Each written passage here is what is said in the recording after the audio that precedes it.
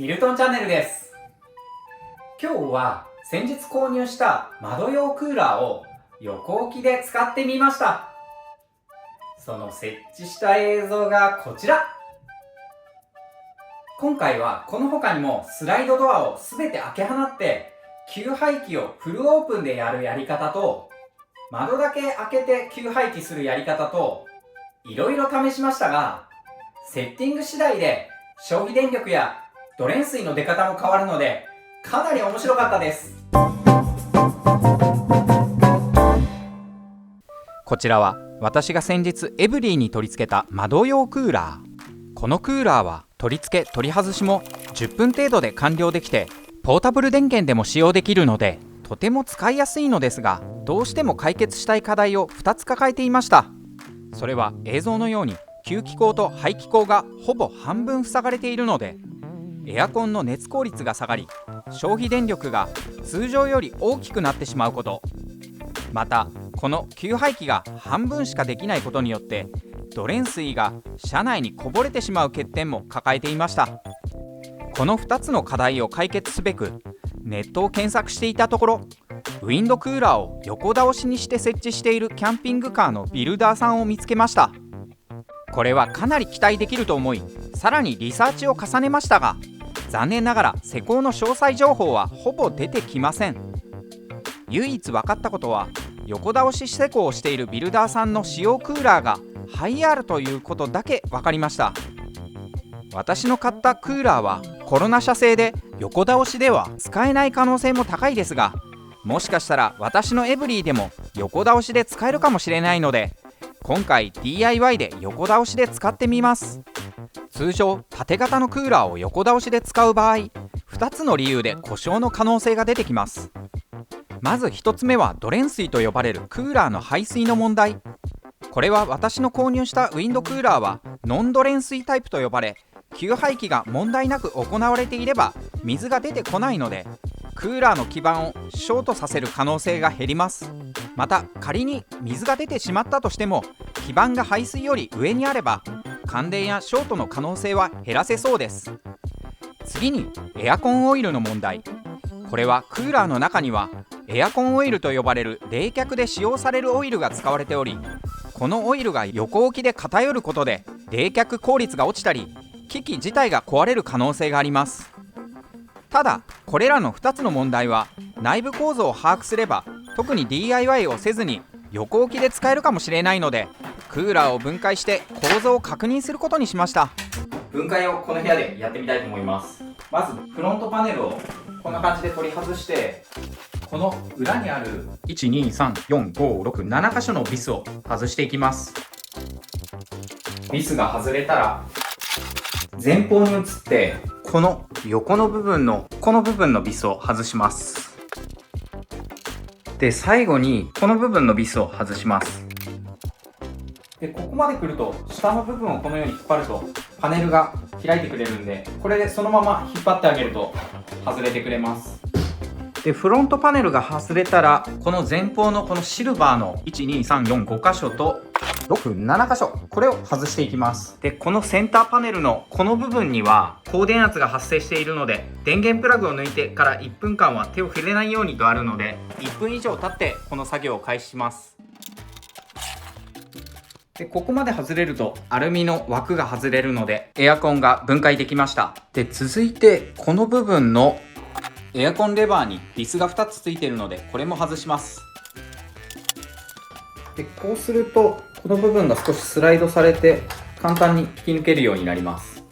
でここまで来るとこの後ろのパネルもただ上に引き上げるだけで外れます。ここまで分解するといろんなことが分かってきます。でまず一番最初に気づくのが、ドレン水が溜まっているんですね。この部分ちょっとこのように濡れています。先日エブリィの中で使った時もここの水が垂れてきて車内に溢れていたんですが、一応このドレン水はここにローメッシュが仕込まれているので、この水自体が殺菌されたような状態になってここに菌が湧くというようなことはないと思うんですが、布等でちょっと拭っておきます。びしゃびしゃに近い状態です。もう布がすごく濡れて戻ってきます。これわずか数時間動かしただけでこんなにビシャビシャになってますので、排水が出てこないノンドレンシステムというのは使う環境によって排水がたくさん出てしまうんだと思います。なのでもし横置きをするにしてもちょっと加工しなければならなそうです。で実は背面のこの部分にこのゴムのドレンボルトがついていて、ドレンボルトを取るとこの部分で排水できるようにはなっています。ただドレンホースをつけるほどのクリアランスはこの部分にはなさそうですね。もしこれを仮に横置きして使おうとすると、フロントパネルの左側にはこのように配線や基板がたくさんあるので、こちら側を下にして使ってしまうとドレン水で濡れたりすると感電やショートの恐れがあるので、こちら側は下にしない方が良さそうです。ここで横置きすることで考えられる懸念点が2つあって、まず1つがこのドレン水の漏水による感電。この点に関してはこちら側を下にしてさえいれば、もともとこの辺が濡れている状態ですので特に問題はないかと思います。でもう1点の懸念点は、このコンプレッサーの中に入っているエアコンオイルとエアコンガス、これはこの辺りにエアコンオイルとエアコンガスが充満されていて、循環してオイルを回すことによってエアコンで空気を冷却するんだと思うんですが、横置きしてしまうとエアコンオイルが偏ってしまって機械が壊れたり破損したりする恐れがあるとのことで、こういった分解をすることも、また横置きして使うこともメーカーの推奨ではなく、製造元のコロナからは横置きして使わないように言われました。そもそもが横置きして作る設定にはなっていないのでそれは仕方ないんですが、このエアコン上部のところを見てもこの部分にファンがあるんですが、特にぐらついたりすることもなく、この部分が開けられるようにはなっていて、この部分がナットのような形になっていて、ここがファンの支柱になっています。なのでこのように上の支柱を軽く触ることでこのファンが動いてしまうんですが、このゴムのナットがあることによって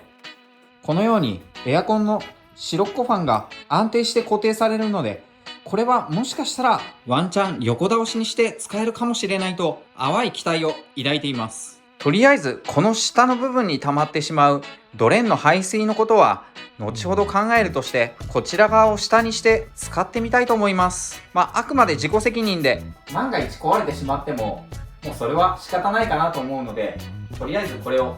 パネルを全て戻して横倒しにして使ってみます。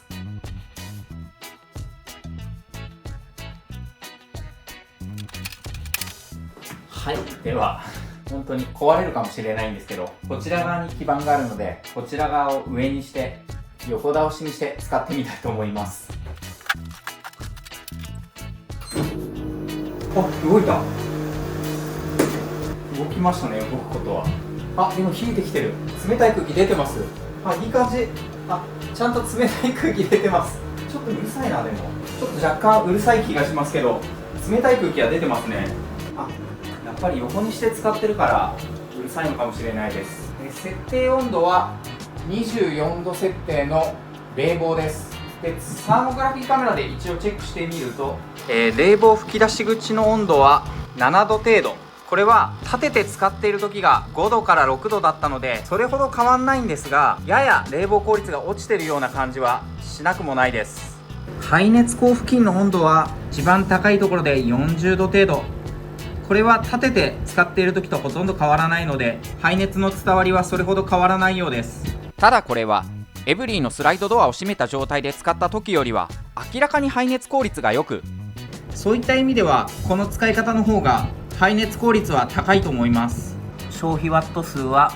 520ワット程度でしょうか。やや消費電力が大きいような印象はあります。縦で使っている時は500ワット程度だったので20ワットほど消費電力が大きくなっています。この音量に関してなんですけども、こうやって手で触るとだいぶ音量が下がるので、この白いプラスチックとこの灰色のプラスチックがちょっと当たって音がしている感じはします。なので少しこのように持ってあげると音量がだいぶ下がります。一応横置きでもすごく冷たい空気が出てきてます。ちょっと念のため音量も測ってみます。横置き使用時の音量は約63デシベル程度。これは使えなくはないんですが、縦置きが50デシベルなので音量的に10デシベル上がってしまうので、そういった意味では若干デメリットが大きいと思います。ではこの窓クーラーをエブリィに乗せて横置きで使ってみます。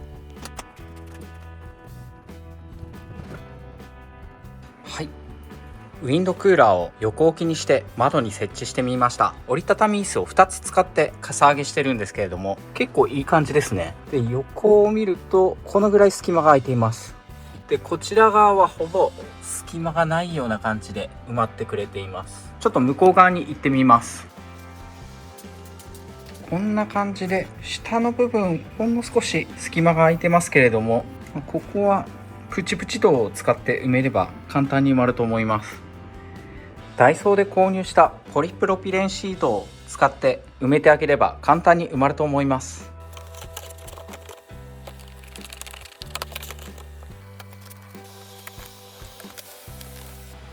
こんな感じで取り外し可能なパネルになってます。映像のように取り付け取り外しが簡単なパネルにしました。吸排気口が完全に外に出ているのでいい感じです。エブリィの中から見るとこんな感じ。横から見ても上から見ても隙間がないように全て埋めました。8時24分。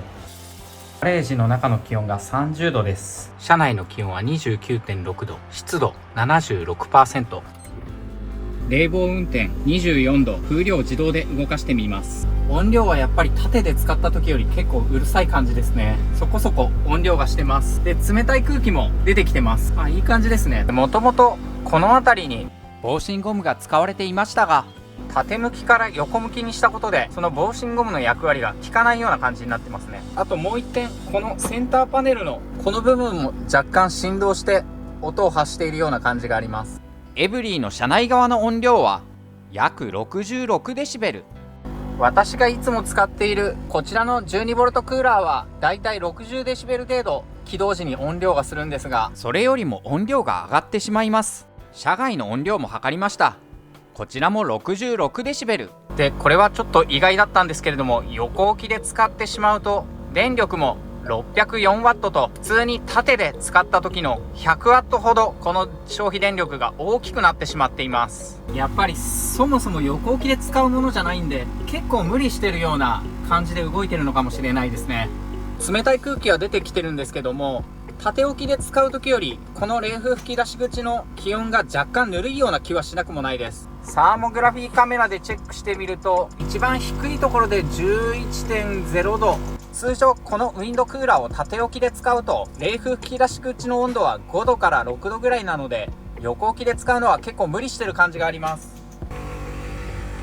クーラー運転開始から13分ほど経過して気温が 25.3 度、湿度が 48% まで下がりました。このウィンドクーラー、横置きでも冷えたり湿度を下げてくれる効果はあるようです。それで消費ワット数が 640W まで上がってますね。縦置きで使うより 140W も余計に消費電力が大きくなってます。横置きにしたことで省エネで使えると淡い期待を持ってたんですが、横置きで使ってしまうとクーラー自体に余計な負荷がかかっているような感じがあります。外の排気の熱もサーモグラフィーカメラでチェックします。一番排熱の高いところが50度程度になってるんですが、その上の吸気のところも43度程度になってます。これは排熱口から出た排気をそのまま吸気口で吸っているようで、暖かい空気というものは上に行く性質があるので、上に行った排熱をそのままここで吸い取っちゃってるがゆえに、こんな感じで吸気口のところも44度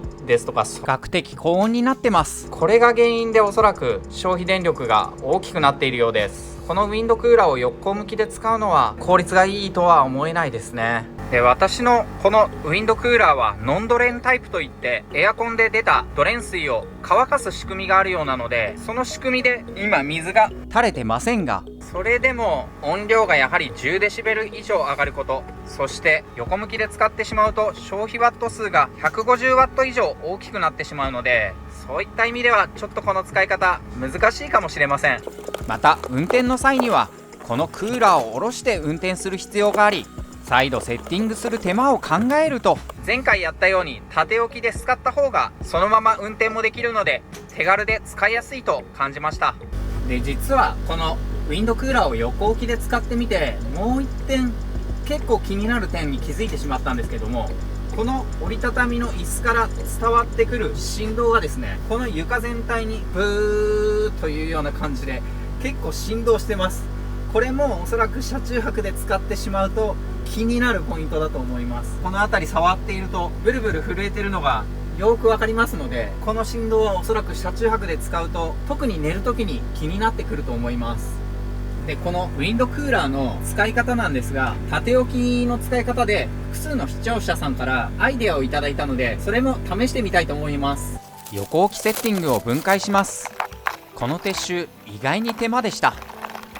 で、今ちょっと横向きから縦向きに変えようと思ってクーラーの向きを変えたんですけども、こんな感じでドレン水が本体の中に溜まっていたみたいで、こんな感じでびっしゃびしゃに出てきてしまいました。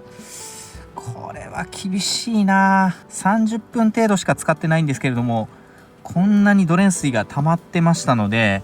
ものすごいドレン水が漏れちゃってます。びっしゃびしゃになってますね。 PVA クロスで拭ききれないほどですね。ちょっと見ていただくと分かるんですけど、こんな感じでびっしゃびしゃになっちゃってますね。すごい水が出てる。これを横置きで使うのは結構厳しそうですね。で、前回取り付けた時と同じこの取り付けステーを使って縦型で据え置きしてみます。設置してみました。それでドレーン穴がついているので、熱収縮チューブという電気の施工の時に使うチューブをこの部分に仕込みます。こんな感じでちょっと簡易的ではあるんですけども、熱収縮チューブをこのように通してペットボトルでドレーンを受けてみることにしました。縦置きでの使用なんですけども、このスライドドアのこの辺りまで排熱口が覆われてしまうことになるので、スライドドアを開けっぱなしにしてクーラーを動かすと排熱効率が良くなると視聴者さんからアイデアをいただいたので、ちょっと簡易的ではあるんですけど、マスカーを使ってここに養生をしてこのエアコンを動かしてみたいと思います。冷気が外に逃げないように塞いだだけなので見栄え的に微妙ではあるんですけども、ドアも閉めることができますし、冷房効率はこちらの方が確実に上がると思います。では一旦これで試運転をしてみたいと思います。11時4分、ガレージの気温は36度、車内の気温は 32.5 度、湿度 73%。 マスカーを貼ってスライドドアを開放している状態でクーラーを動かしてみます。音が全然小さいですね、さっきより。そしてクーラーの始動開始直後から冷たい空気が出てます。やっぱり横置きは厳しいんだと思います。で、音量も全然違いますね。さっきと比べるとかなり静かです。15デシベルぐらいの差だと思うんですけども、結構変わるもんですね。で、冷房24度、風量自動でやってるんですけども、526ワットしか消費していません。さっきは650ワットまで出たはずなので、横置きで使ってしまうと130ワットぐらい電力を無駄に消費するようです。縦置きマスカーで裏をすべて開放して、音量は52デシベル、音量も10から15ぐらい下がりました。やはりメーカーの推奨する通り縦置きで使った方が快適に使えそうです。冷風吹き出し口の温度をカメラでチェックしてみると、一番温度の低いところで7度ですとか、そんな感じですので、縦置きで使用した方が本来のクーラーの能力を発揮してくれます。クーラー運転から15分ほど経ちました。車内の気温は 24.3 度、湿度 55%、 気温でいうと8度程度、湿度も 20% 近く下がっています。やはりかなり冷えてくれる印象です。今ガレージの中が36度程度なので、真夏の最も暑い時間帯でも快適に過ごせることが分かりました。さすがに直射日光が当たってるとここまで冷えるかどうかっていうのはちょっとわからないんですけれども、車を日陰に止めたような状態だとかなり快適な温度まで下げてくれます。で、車外の音量を測ってみるとこんな感じ、約52デシベル。車中泊で使っても全く問題なさそうです。排熱口の部分をサーモグラフィーカメラでチェックしてみると、一番暑いところで50度ですとか51度程度、吸気口の部分は41度程度で、前回の動画で窓だけを開けて排熱をさせていた時と違って、今回は水漏れを一切起こしていません。ここもやはり背面を一切塞いでないがゆえに綺麗に排熱されていて、クーラーに負担がかかってないんだと思います。で、今24度まで冷えたのでエアコンが送風モードになってコンプレッサーが止まりました。音量は静かになって40デシベル弱。この程度の音量であれば快適に眠れると思います。また消費ワット数も6ワットまで落ちました。では一旦この窓用クーラーを止めて、次は中型の1200ワット程度のポータブル電源でこちらのウィンドウエアコンを動かしてみたいと思います。一旦ドアを開けて車内の空気をガレージとほぼ同じ温度にします。16時15分、ガレージの気温は40度で、車内の気温が35度、湿度 64%。 前回家庭用の電源で電気を取った際にこの電力計とあとこのポータブル電源の間で値に乖離があったので、とりあえずこんな感じで両方とも同じポータブル電源に電力計を挿して、こちらで出てくる値とこの値がズレがないかっていうのをチェックします。こちらは248ワットアワーなので600ワットほどの電気消費があったとしても2時間程度は動くと思うので、とりあえず試してみます。おーっと、今順調に動いていると思っていたんですけれども、この部分が点滅してエアコンのスイッチが切れてしまいましたね。もしかしたら突入電流が大きくてこのアフェリー1200では動かないのかもしれないですね。もう一回試してみます。あ、ダメですね。 AC 入力700ワットマックスなんで使えるはずなんですけれども、この窓用クーラーはおそらく突入電力が大きいような感じがして、それで安全装置が働いてこのアフェリー1200が動かなくなってしまいました。なのでもう少し大きなポータブル電源を持ってきて切り替えてやってみます。はい、ポータブル電源を入れ替えました。フォシボット F2400 で動かしてみます。こちらはバッテリー容量が 2048Wh、 AC アウトプットが 2400W まで使えるようになっていますので、うまくいけばこの 2000W クラスのポータブル電源で3時間半ぐらいは動くんじゃないかなという想定をしてるんですけども、ちょっと動かしてみます。で、気温は車内が 34.9 度、湿度 72%、4時32分からウィンドクーラーを動かします。冷たい空気がいい感じに出るようになりました。やっぱり35度とかで作業するのはかなり酷なんで、もうクーラーがあるだけで全然天国ですね。クーラーを起動させてしばらく経った時のポータブル電源の消費電力が593ワットで、こちらの方をチェックしても588ワットぐらいありますので、そういった意味ではこの電力消費はほぼ正しいと言えると思います。このような家庭用の電源で取った時が消費電力520ワット程度だったので、比較すると80ワットほど消費電力が大きくなっています。おそらくこれはポータブル電源の直流電源のものを交流に変換させてこちらのクーラーに電力を送っているので、その電力ロスが出ているんだと思います。16時43分、エアコンの駆動から約10分ほど時間が経過しました。35度ぐらいまであったものが6度近く下がって 29.4 度、湿度 52% まで下がりました。ガレージの中の気温が40度になってるので、そういった意味では10分程度で6度ぐらい気温が下がってるんで、かなり優秀なクーラーだと思います。はい、17時31分、クーラーを動かし始めてちょうど1時間ぐらいが経ちました。バッテリーの残量が 72% まで減っています。消費電力が 600W を超えていますね。今車内の気温が 27.5 度で湿度 45% なので結構快適に過ごせています。この1時間で 72% まで減ったというのはまあまあ消費電力が大きいかなとは思っているんですけども、ドレン水をチェックしてみるとペットボトルには一切水滴は入っていませんでした。これはもしかしたらこの排熱の効率がいいからドレン水が溜まってないのかもしれないです。一応この辺り触ってみてもかなり熱い空気がバンバン出てきてますので、ちょっと視聴者さんからアイデアいただいたのが、ここの部分に間仕切りをつければ結構改善するんじゃないかというお話をいただいたんですけども、この外の温風吹き出し口の部分に仕切りパネルのようなものをポリプロピレンシートで作ったので、スライドドアを閉めた状態で温度やその他消費電力が変わるかもチェックしてみたいと思います。で、こんな感じで仕切り板は吸気のところには温風がいかないようにしてみました。手を入れてみると全く違うことが分かります。なのでこの部分に先日作ったポリプロピレンシートとプチプチを合体させたもので、この部分を塞いでみて給排気が窓のこの部分だけで行われるようにして温度や消費電力のチェックをしてみたいと思います。はい、こんな感じでポリプロピレンシートのセットでこの部分を養生してみました。サーモグラフィーカメラでチェックしてみると、この仕切り板のあるなしで比べてみると、排熱口は50度、仕切り板越しの吸気口の方は44度程度ですね。ただやはりこの部分、温風がぶち当たってしまう部分はこのように47度まで上がっています。このように手を入れてみると、もう全く違うぐらいに熱風がこちらにはほとんど来てないような感じではあるんですが、ここからこの下にかけてずーっと熱くなっていますので、やはりこれはスライドドアを開けた方が熱効率はいいですね。音量の面からすると53デシベル程度と、やや外の音量がうるさくなります。で、スライドドアを閉めている状態での音量を測ります。55デシベル。やはりスライドドアが閉まっているだけでも音量が上がってしまいます。次にスライドドアを閉めている状態での消費電力は657ワット。